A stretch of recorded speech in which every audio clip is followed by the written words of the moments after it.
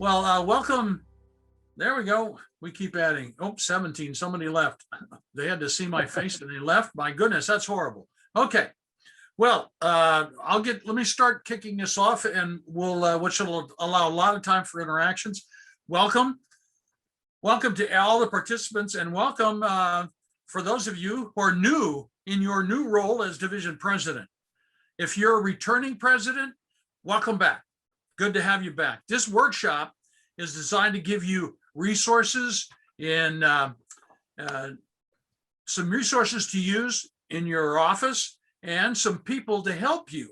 Our first bit of advice, and both Ron and I are total agreement on this. Number one, advice: do not try to do everything yourself. You'll burn yourself out. You'll be ready to quit before September. No, don't do it all yourself. Each of you has a board of directors. Guess what? Get them to help out. They didn't volunteer to be vice presidents or membership or GRC or whatever. Let your board help you. Don't try and do it yourself. Encourage new ideas from them. Okay? Be flexible. You have to be flexible. I know that's harder for a lot of us as we get older, but be flexible. But we want you to maintain that enthusiasm you have and don't be afraid to reach out. Now, I want to establish our credentials here. The important thing is so that you know that the people that are standing in front of you, that are sitting in front of you, aren't just people that are reading stuff in a book. Ron and I have both sat in your chair, but let me introduce to you Ron. Ron has been retired for 14 years, and for 13 of those 14 years has been heavily involved in leadership of CalRTA. From the minute he joined in 2006, he became active in his division.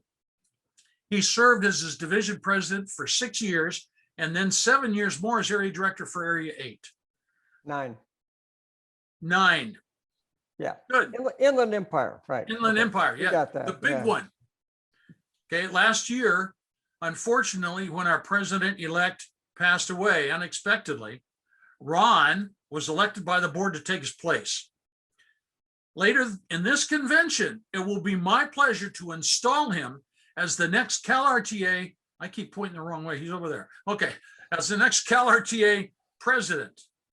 And let me tell you, his insights will greatly benefit CalRTA as he guides all of us, and I'm part of the us, as he guides us into the future. So without any further ado, I'll introduce Ron, and he'll take it from here. Hi, nice that you're with us today.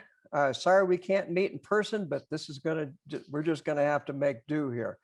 What we're gonna do is we're gonna go through some sections of the division president's handbook, which I don't know whether any of you knew about. I wish I knew that one existed when I first became president, because when I first became president, the person who was supposed to help me learn how to be president came down, was in the hospital. I never saw her again. And so my first board meeting, I knew one person on the board, and I says, do you know who else is on the board? And he said, yeah. So he gave me the information. I said, you would have to have an agenda and yeah, I do. That's what I started with. And so hopefully with what we can do today is just give you some ideas and that are available to you, to all of us. And it's like I said, I wished I'd have had this many years ago. Okay, I guess when you're going to ask questions, there's a couple of ways you can go about it. Number one, you can use the chat room, okay? And if you know how to do that, you just down here in the little icon that says chat, you can click on that, and you may want to just open it up anyway, and then just type your message there, whether it's a question or a statement or whatever. Or you can ask the questions direct. Now, if you decide you want to ask the questions direct, let's see, there should be a little icon.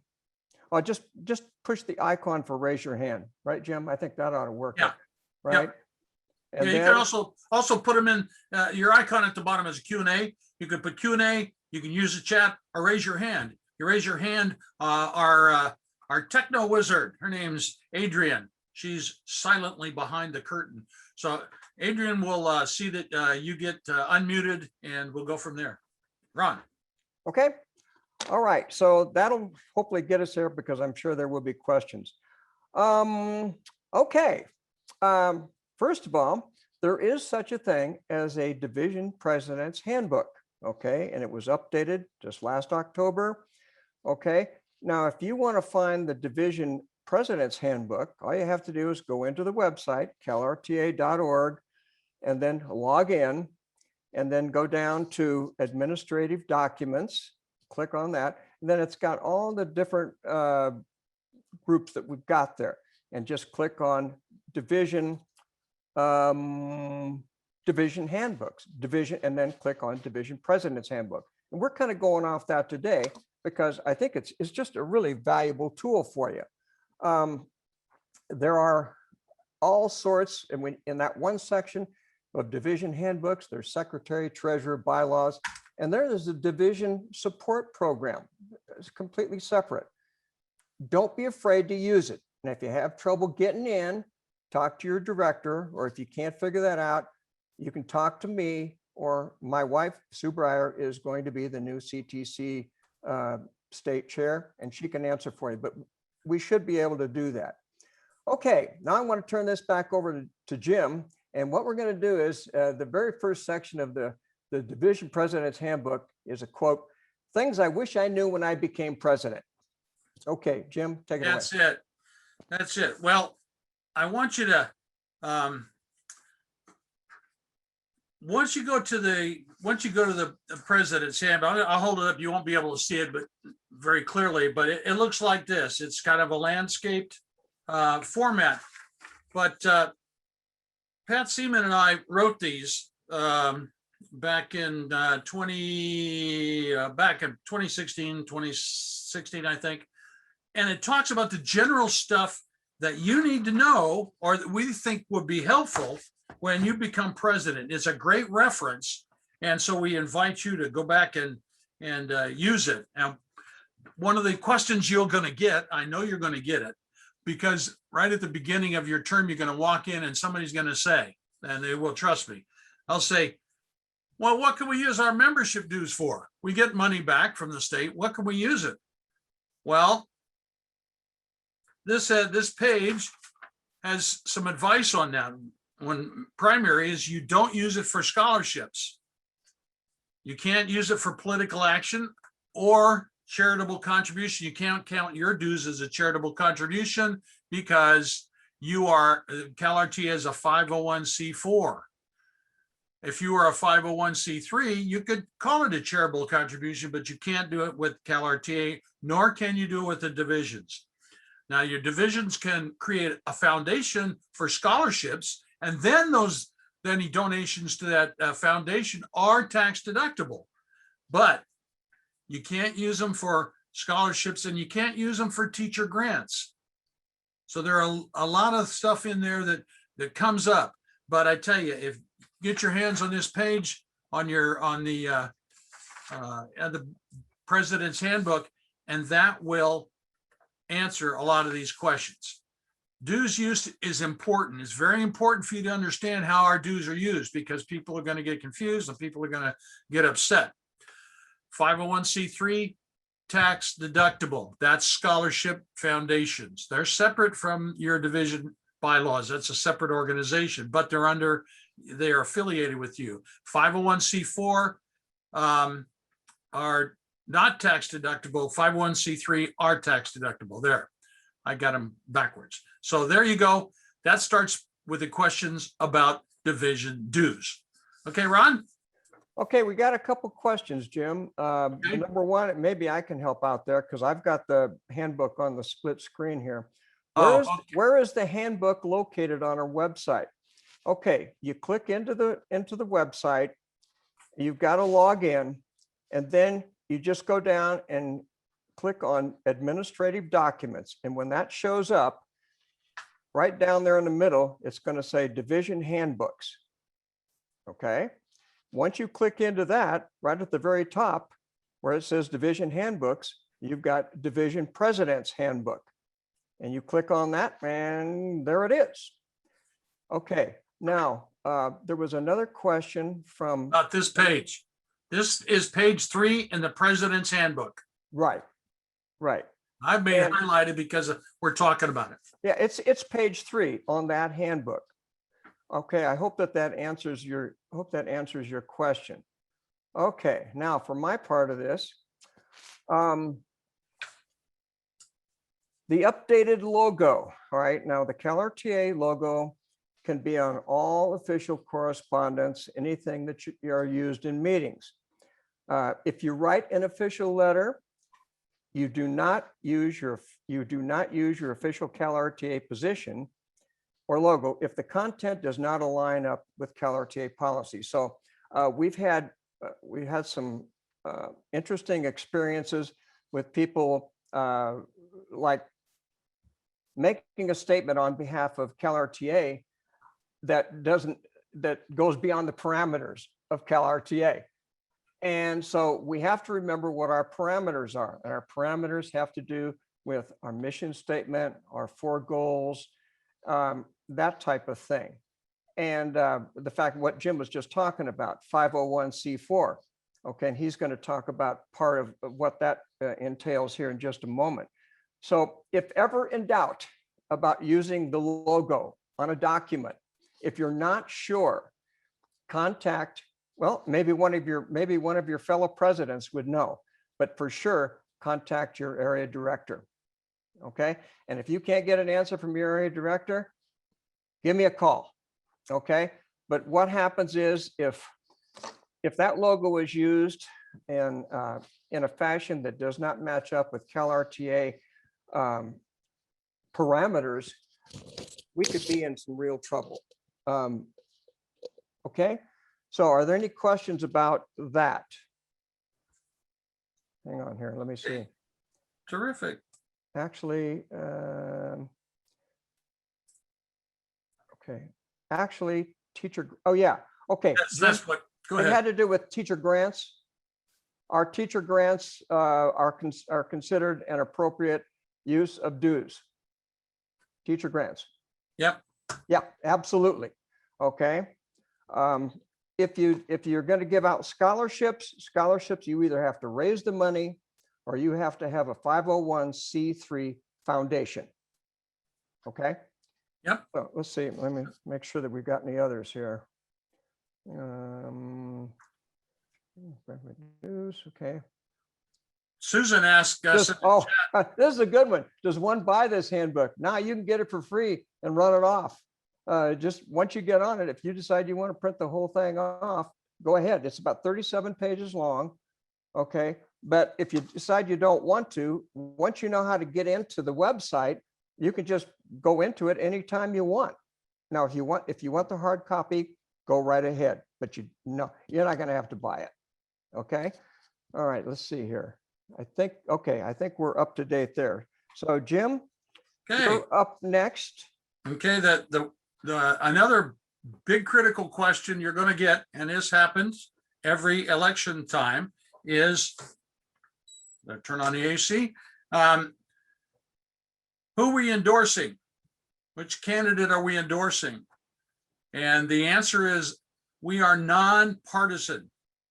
We are a nonpartisan organization. What does that mean? That means we do not endorse or support candidates for election. Okay? We don't endorse or support candidates for election, with one exception.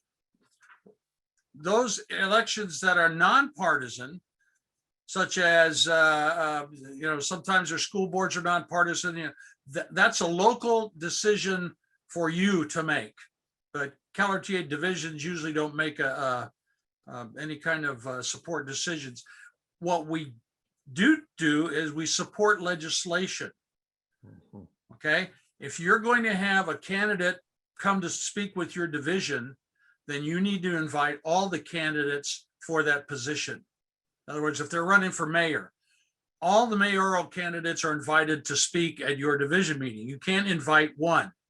You have to invite them all. And then you can't say, well, we invited them all, but only one came. You can't do that. if not all are going to participate, you can't be partisan. That's a big one. Now, one of the biggest problems we had last year was over ballot measures. You know, why don't we support this proposition or that proposition or this, you know, Proposition N or Proposition 6? We do not actively support them. Okay. That position comes from the Political Action Committee of CalRTA. You got to know that we have a PAC. We form a PAC in order to raise funds to fight things like the abolition of the California rule and attacks on the retirement pensions here in California. Those particular legislation and ballot proposals, we form a PAC for that. But the board does not usually take positions on ballot measures. And when they do, they advertise those measures through the president, from the GRC committee through the president, and that becomes the official position of CalRTA.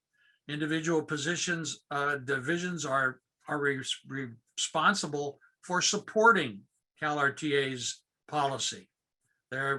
We don't say, okay, Division 6 and Division 25, they don't support these ballot measures. Sorry, that's not permitted. If once you're a president, you support the policies the board passes. That's a real touchy subject, and it, especially on ballot initiatives, because we are not as activist as other groups in the state, and there are a lot of other groups and retiree groups, but we're not as active. So you have to pay attention to what the board decides. Okay. All right. Individual members can endorse candidates, but not at a CalRTA function. In other words, you can't come to a division meeting with your banners and say you want to vote John Smith against Jane Doe. Can't do that. Okay. Let us know if you still have questions. We're there for you. Just contact myself or Ron, or you can contact the CEO, Angelique Hill. We'll get some answers. Or you can contact the chair of the GRC, Government Relations. Okay. I think I beat that one into the ground. Ron, go.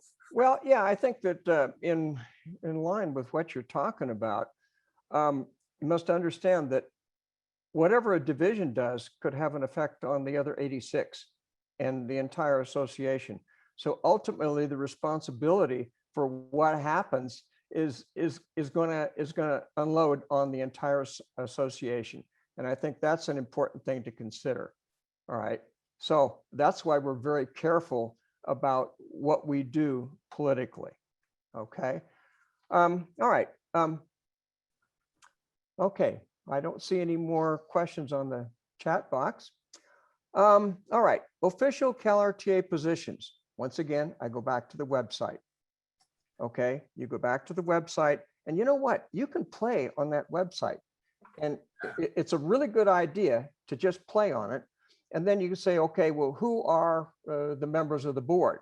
Okay, well, the members of the board are listed and will be kept current on the website. All you have to do there is just go to administrative documents or else division resources. And then, you'll go ahead and you'll find it. So I repeat, go play with it. Go play with the website. I think you're going to find it very, very useful for you.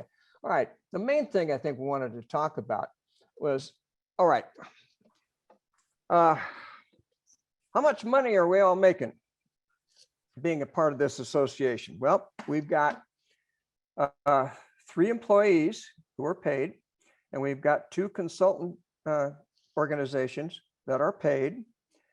And then there's the rest of us. The rest of us get nothing. We receive no salary. We are all volunteers.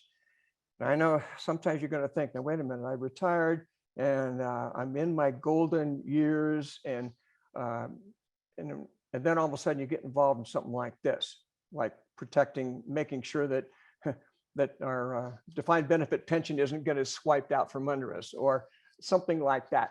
And you say, well, we are doing this. So in other words, for all of you, all of you presidents or want to be presidents, I hope there's some people out there that decide that they want to do this, but are not there yet. Remember that every person who works for you in leadership or with you, it's with you. They're all volunteers, so they've got to be treated differently than you would treat maybe paid employees. This isn't like a business corporation where you've got the board, and then you got a CEO, and then there's people who work under the CEO, and if you aren't doing as well, you'll get fired. We don't work that way. So really remember that when things get tough and when things get heated, just remember that we're all volunteers and we should all treat one another as such. And I think if we do that, I think we're going to find that it'll be a lot easier to get along, and I think it'll be a lot easier to include more people. Okay. Okay. Wait a minute. Hold it.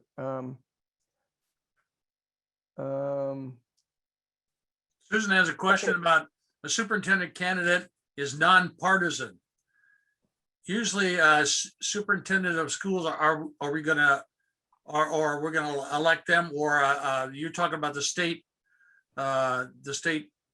election, like a Tony Thurman. Oh, yeah. Division support the candidate.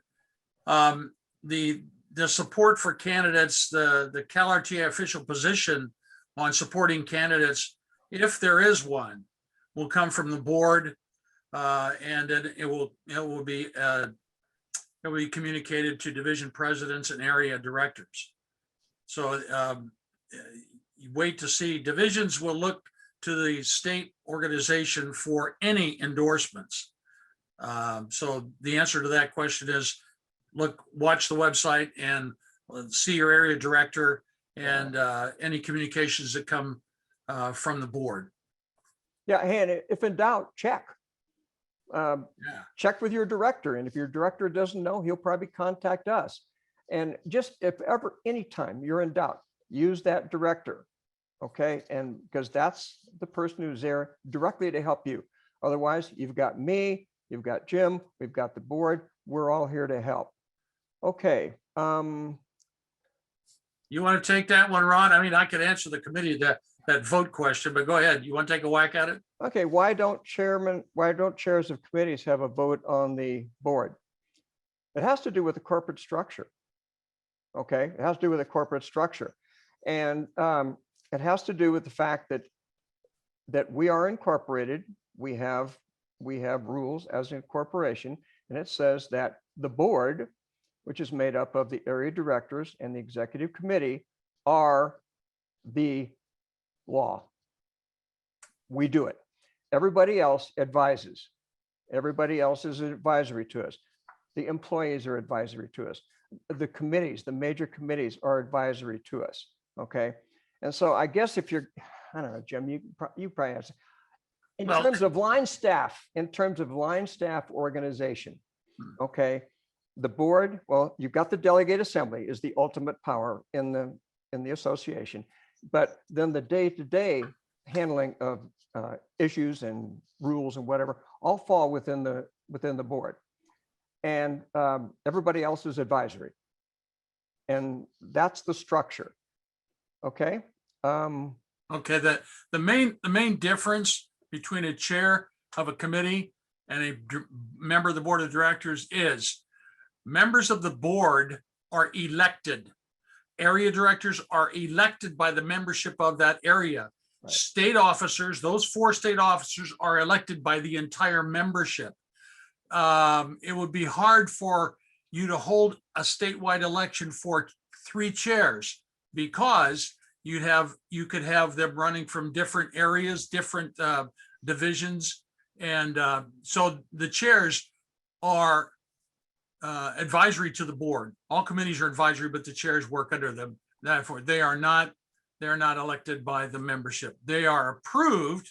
They are nominated by members of the board. They are approved by the board for that office, and they have specific duties and specific terms of office. Okay, the next one is, you mentioned the area director. Can you explain the organizational chart, especially from the point of view of who we can call for guidance and answer? I'm an incoming president and have no knowledge of the organizational structure.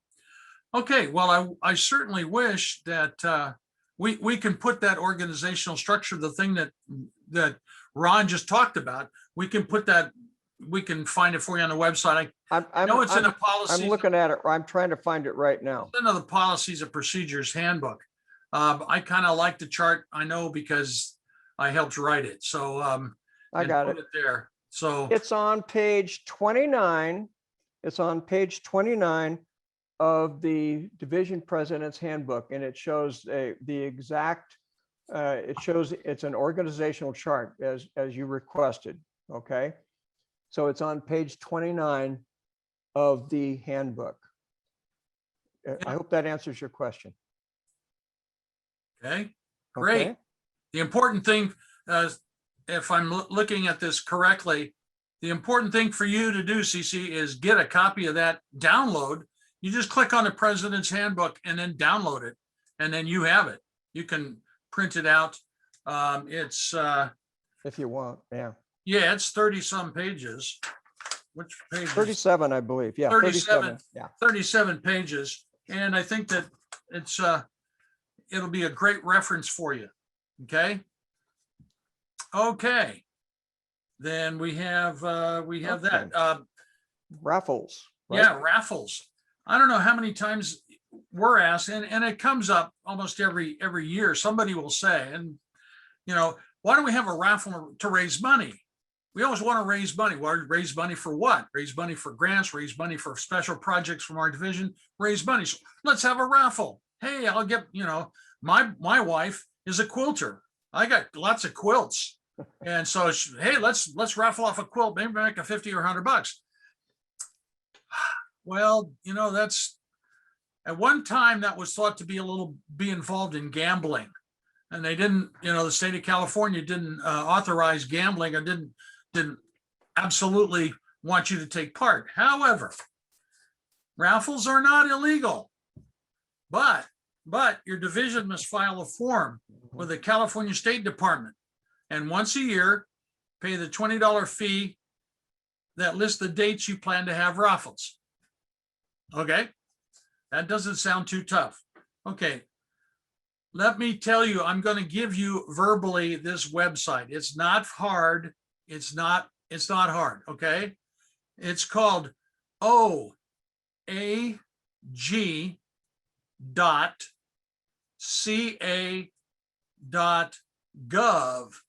oag.ca.gov/raffles. Now that website will give you the form that you need to fill out, send in the check to $20, and then guess what? You can have raffles. Just list, say I'm going to have one in October.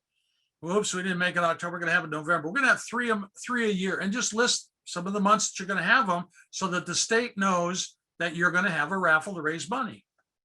Okay. So remember, if you sell tickets and give out prizes,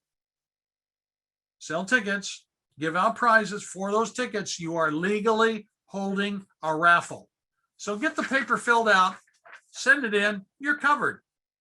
Okay, you can do your raffle. Okay, Ron. Okay, we just have another, that's a comment. It says they can also look at the treasurer's handbook for references to raffles. There you go. Because there's a treasurer's handbook. It's all there. So that's very good. Okay, now my section has to do is, okay, we're elected for 2 years on 2-year terms usually. And this has to do with, once again, with money.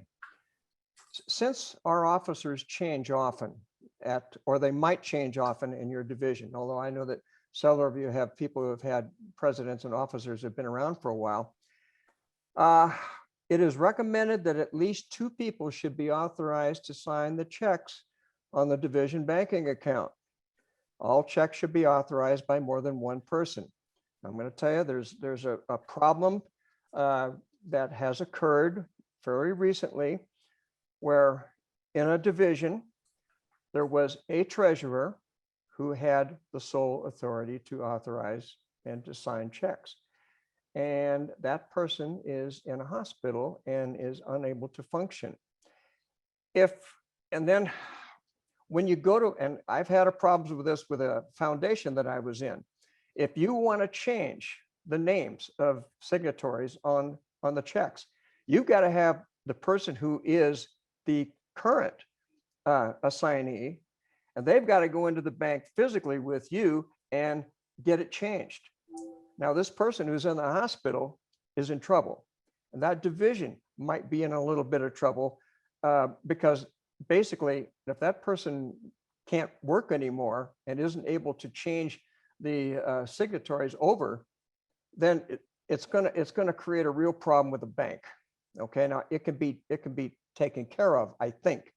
Although I had a great deal of difficulties changing over signatories, just adding one. So really make sure that you've got backup. Okay. Usually the treasurer, of course, would be authorized to sign checks. Usually the president, you may want to have a third party there. Now, and I hate to put it this way, but we're not 21 anymore. Okay. We are in our golden years for a reason. And one of the problems of being in a golden years is sometimes our bodies are breaking down. Well, not sometimes, they are. It's just more than others. And so we've got to be cognizant of that, of that fact when we're dealing with our money, with our handbook. So always, and if your division only has one signatory, you better go get it changed. Get it changed to where there are at least two. Okay. And also, it's not just the fact that if a person becomes ill to be a problem. This also makes sure that your funds are spent wisely and within the parameters of CalRTA and not out. Oh, we're going to have a party and all the booze is on the association. That doesn't work. So really be thinking about that. Okay. We're kind of at the end. I think we can go down with the other information in the handbook. Now we're going down to just a kind of a list of some of these other things. So Jim, how about the do's and don'ts of virtual meetings? Yeah, what Ron and I are just going to highlight probably 15, 20 seconds. Do's and don'ts of virtual meetings. This is in a handbook. Some of you have been doing virtual meetings. Don't worry about it. This is just ideas. So everything I'm going to show you, everything Ron's going to talk about, they're all in the handbook. So please take a shot at, okay? Do's and don'ts on virtual meetings. Yeah, because we all know that virtual meetings are definitely different from face-to-face meetings, as we are finding out today, and we will find out tomorrow and Friday. Okay, so look at that list. It's a good one. There may be some things that you haven't thought of before, or there's things you say, hey, I already got this down. We're good to go here. But that list, and let's see, what page is that on? It goes back. Oh, Page 6. Page 6. Thank you. I've got the index here. I'll call them out if you want. Okay. Thank you. Hey, teamwork, right? Absolutely. Okay. So there is also in section 3, there's a sample board meeting agenda. Okay, and I think I mentioned this to you when we were first coming on. You can structure your meetings any way you want, but I think that this boilerplate meeting agenda can be of great value to you. Like I said, there was nothing that I ever knew of that existed when I first became president of Division 33 in Hemet. I didn't know, and fortunately, my friend found one for me. And when the board meeting occurred, I at least had an idea what was going on. Okay, so that's a simple thing. And it's on page 12. It's on page 12 of the handbook. Okay, Jim. The next one's the budget. That is on page 13. Mm-hmm. So most of you guys have done a budget, I'm sure, or you've done an accounting sheet. But take last year's, use it as a template for the following year. Fairly simple. Work with your treasurer. Make sure that you've got one of those. So if there's any questions, guess what? We have a state treasurer who will help you. He will bend over backwards to work with you and your treasurer. I mean, he makes himself available all over the place. So John Guerra is the treasurer. So there you go. All right, you're up, Ron. Okay, there was a question, page 6 of the President's Handbook. Okay. I guess what you mean is that where it is? That's do's and don'ts, page 6. That's do's and don'ts for virtual meetings It's on page on the 6. index. Correct. I hope that answers your question. All right. Division fiduciary duties. Okay. Now, fiduciary, for some of you who have may never heard of the term, including me, before I got into this organization, basically what it really means is the definition of fiduciary, and I'm going to have to read this, okay? It's where property and or power is entrusted to a person or a group for benefit of another. Okay, so in other words, if you're going to be a president, you have property and power, in other words, money and power, organization, it's entrusted to you for the benefit of another. Now, for the benefit of the other means it'll be for the benefit of your division, as well as the benefit of the entire association. So your division, your area, and a state level organization. And that's I've got a sheet that talks about it here, and it says, okay, and it's a corporate term, and we use it as a corporate term. Okay, there are 3 duties. The duty of care. It refers to responsibility which requires you to make decisions in good faith and sound judgment.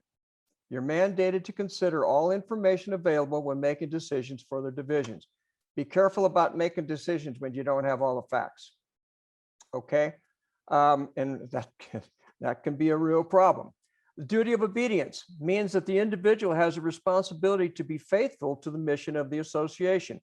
In other words, to operate within the parameters of CalRTA and of your division, and that the division complies with all applicable federal, state, local laws and regulations. Now, if you stay within the parameters of CalRTA, you're good to go with other government agencies. Okay.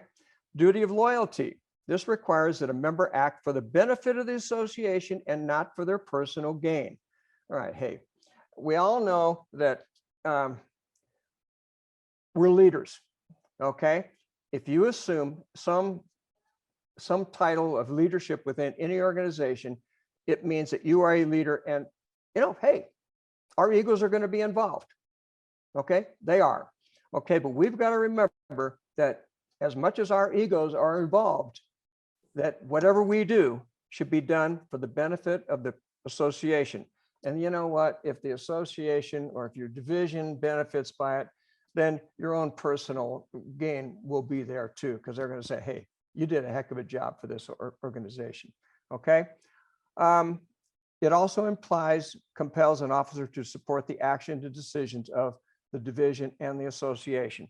So this is where we saying, if you think, if your division thinks that they want to make a stand on a given issue, whether written, I'm going to write a letter to the governor or to the county board or whatever, and if you're not sure that it deals with CalRTA within the parameter of CalRTA, call us. Call your director. And I know we've emphasized that again and again and again. And if you do this, we're good to go. Okay, so that takes care of that one. All right, Jim, parliamentary procedure.